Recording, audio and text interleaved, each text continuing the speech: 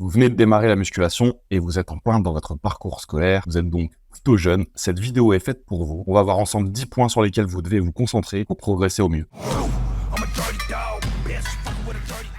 Bonjour YouTube, cette vidéo est donc destinée aux personnes qui sont encore dans leur parcours scolaire. Mais pour les autres, si c'est plus votre cas, n'hésitez pas à rester quand même sur la vidéo. Vous allez voir, il y a beaucoup de points principaux. C'est des points fondamentaux sur lesquels on doit se concentrer. Même si vous n'êtes pas concerné, on va dire dans la tranche d'âge, qui est, voilà, alors, allez, grosso modo entre 15 et 20 ans, vous allez quand même pouvoir y trouver votre compte dans cette vidéo. Alors je vois personnellement de plus en plus de jeunes en salle. Quand j'ai démarré, c'était pas du tout comme ça. Et les pauvres, ils sont perdus, c'est complètement normal. On voit qu'ils essayent de faire du mieux qu'ils peuvent. Et le piège, c'est de tomber dans la mauvaise information, qui va vous inciter du coup à faire des choses qui vous font perdre du temps et sur lesquelles vous êtes influencé quelque part. Des erreurs communes qu'on voit souvent. Donc si c'est votre cas, restez bien sur la vidéo, on va voir 10 points ensemble sur lesquels vous devez vous concentrer. À partir de là, vous aurez déjà une très bonne base pour progresser au mieux en gardant des informations qui valent quelque chose. Donc voilà, on sait que c'est une période dans laquelle vous allez potentiellement pas pouvoir vous investir comme quelqu'un qui est un peu plus vieux. C'est d'autant plus important de se concentrer sur ce qui est fondamental et donc du coup, appliquer ces quelques conseils va vous faire gagner du temps. Donc voilà, vous êtes encore en plein dans vos études, votre mode de vie est pas forcément propice à tout optimiser la routine pour faire du muscle, on va dire. Donc déjà, on va essayer d'éviter les erreurs bêtes qui vous font perdre du temps. Et de ce fait, vous allez pouvoir gagner vos premiers kilos de muscle assez facilement. Alors, on commence avec quelque chose qui doit être une priorité pour vos premières années et même tout au long de votre pratique. Les techniques à l'entraînement. Prenez le temps d'apprendre, prenez le temps de comprendre comment bien faire vos mouvements. Essayez pas d'aller trop vite. Apprendre à recruter correctement vos muscles, ça va prendre des années. Et ça, c'est un processus qui va continuer de s'améliorer même après 10 ans d'entraînement. Donc, espérez pas tout faire bien dès la première année. Faites des tests sur vous. On est tous différents. Vous allez à la salle avec un copain, on va prendre l'exemple, il aime bien un exercice. Vous, cet exercice, vous sentez qu'il vous correspond pas. Vous sentez pas forcément la zone qui est censée être travaillée. Vous avez des gênes, potentiellement même des gênes articulaires, des douleurs limite. Donc ne le faites pas. Apprenez à vous connaître et à petit faire ce qu'il faut pour vous. Soyez difficile avec vos mouvements. C'est important d'être exigeant, surtout au début, pour avoir de très bonnes bases. Filmez-vous, comparez et essayez de voir ce que vous faites plutôt bien et ce que, au contraire, vous devriez travailler. Deuxième point, dans la mesure du possible, choisissez-vous un coach en ligne. Je sais, c'est un petit peu compliqué niveau financier dans ces périodes-là, c'est normal. Mais pour ceux qui peuvent se le permettre, faites confiance à quelqu'un, vous allez gagner énormément de temps. Prenez le temps de faire un bon choix, quelqu'un de doué qui sait ce qu'il fait. Et je précise bien, un coach en ligne,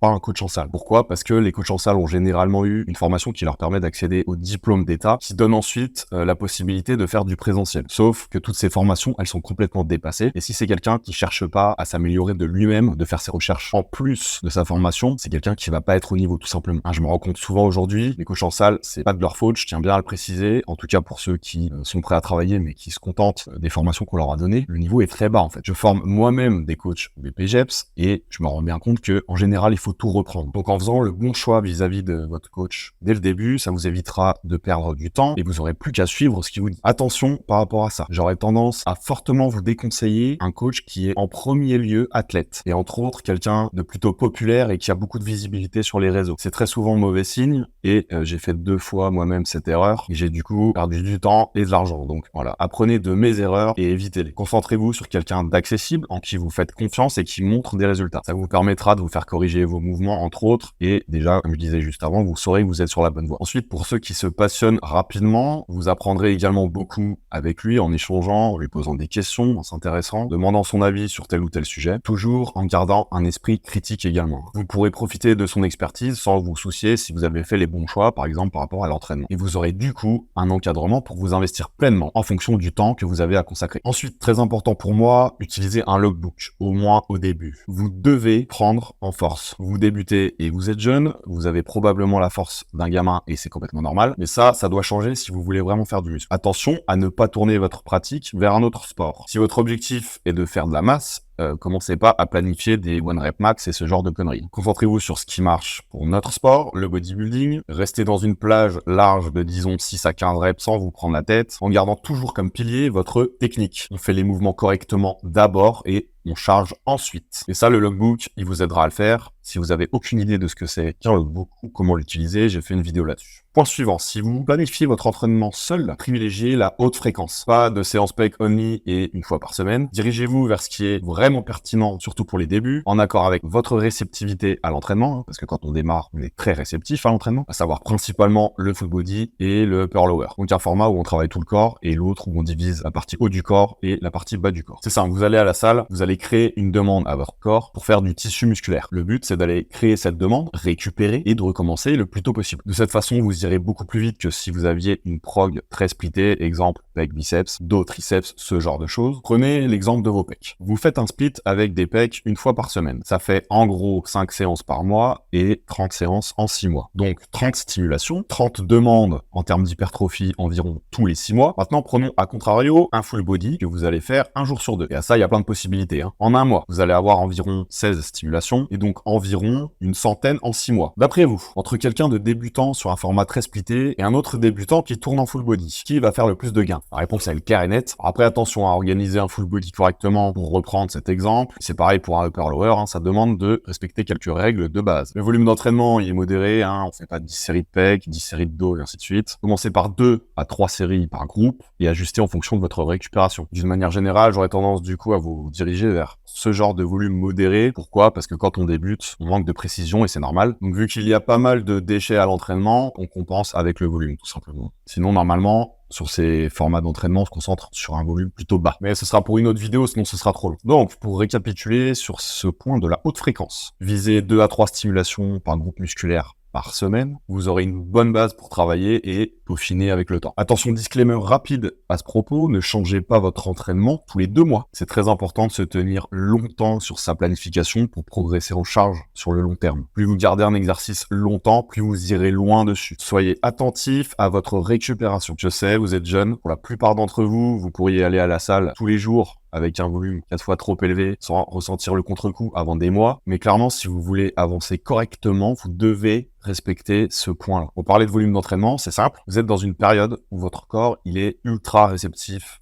à vos séances. En fait, il suffit d'aller déclencher ce stimulus, de laisser réparer et ainsi de suite. Tomber dans le junk volume vous fera pas avancer plus vite. Justement, au contraire, vous allez arriver à des paliers où à cause de ça, vous serez obligé de lever le pied et vous allez du coup perdre du temps. J'en profite pour caler un des meilleurs conseils que je puisse vous donner, qui va être lié un petit peu à la récupération, mais ça va en concerner plus d'un, surtout à ces âges-là. Tenez-vous loin, tenez-vous très loin de l'alcool. Alors en soirée, je sais, blabla, ça fait partie des pires choses que vous pouvez faire si vous êtes à la recherche d'un physique et même de tout simplement vouloir progresser. Il va falloir commencer à faire des choix. Alors pour terminer sur ce point de la récup, retenez bien que la première année, vous allez en faire probablement plus que nécessaire à la salle. Vous n'avez pas besoin de caler un volume monstrueux les premiers temps. Soyez méticuleux vis-à-vis de vos entraînements, récoltez vos premières données, essayez de voir ce qui commence à fonctionner pour vous, ce qui au contraire ne fonctionne pas, comment vous récupérez en fonction d'un volume donné, ce qui pêche le plus, ce qui se passe beaucoup mieux, etc. On va reprendre l'exemple des exercices. Si vous sentez qu'il y a quelque chose qui va pas, n'insistez pas, mettez ça de côté. Prenez d'autres exercices sur lesquels vous êtes déjà d'entrée plus à l'aise. Concentrez-vous sur ce qui est probablement déjà plus adapté pour vous, sur lesquels vous avez déjà des facilités. Et avec les mois qui passent, vous affinez et vous obtiendrez petit à petit un entraînement qui est idéal pour vous. Alors encore quelque chose qui va concerner l'entraînement et ça va être rapide, mais c'est aussi lié avec la récupération un petit peu comme on a vu juste avant. Tout ce qui est intensifier,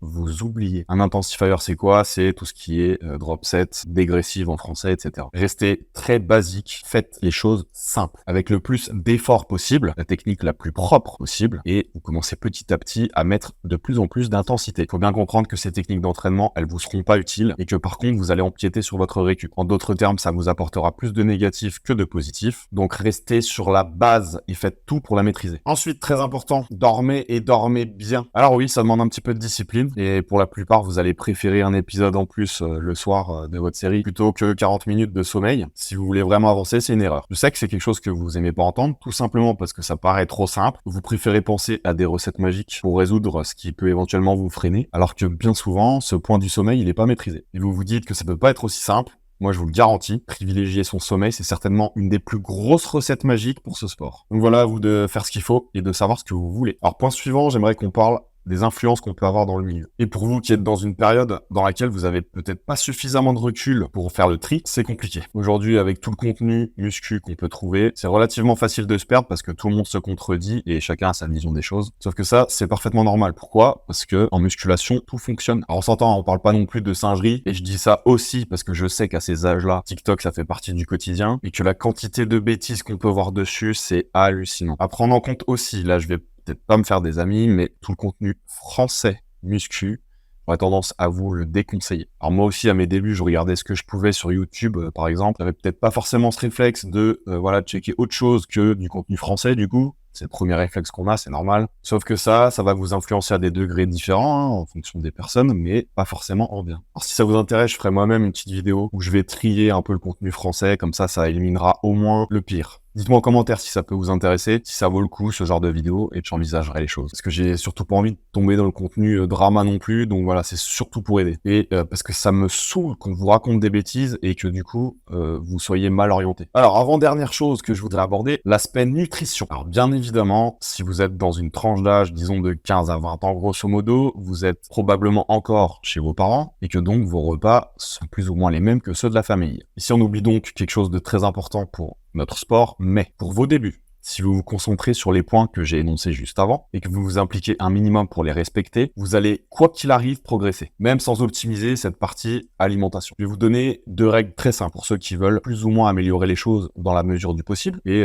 en restant très global, hein, c'est vraiment dans l'optique de ne pas vous prendre la tête. Pour ceux qui sont en surpoids, qu'ils soient importants ou non, essayez d'assainir simplement vos sources. Il y a forcément des aliments plaisir dans l'alimentation de votre famille. Sauf que ce genre de choses, personne ne vous force à les manger. Donc c'est quelque chose que vous pouvez éviter. Et ensuite, quand c'est possible et sans rien imposer à vos parents, limitez vos sources de graisse. Dans la majorité des cas, vous ignorez simplement à quel point elles sont présentes dans une alimentation, disons, classique de monsieur et madame tout le monde. Et le problème avec ça, c'est que ça va rapidement faire péter votre total calorique et donc potentiellement vous placer dans un surplus calorique qui vous fera prendre du poids. Donc sans rentrer dans les détails, et je répète, mais c'est toujours sans rien imposer à personne, gardez juste ça en tête, attention aux graisses et mangez le plus propre possible.